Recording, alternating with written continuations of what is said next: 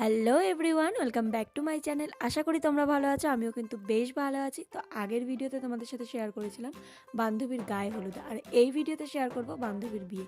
তো চলো ভিডিওটা শুরু করা যাক। তো প্রথমেই চলে এসেছিলাম আমরা লজে, অর্থাৎ যেখানে বান্ধবীর বিয়েটা হবে সেখানেই।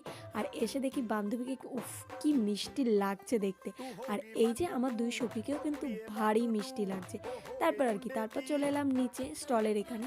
তো এখানে কিন্তু প্রচুর আইটেম ছিল, ফুচকা, পকোড়া, কফি, পান, আইসক্রিম, জিলিপি, আরও অনেক কিছুই ছিল।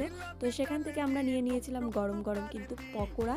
তো পকোড়া খেতে না খেতেই আমরা শুনছি যে বরের গাড়ি চলে এসছে।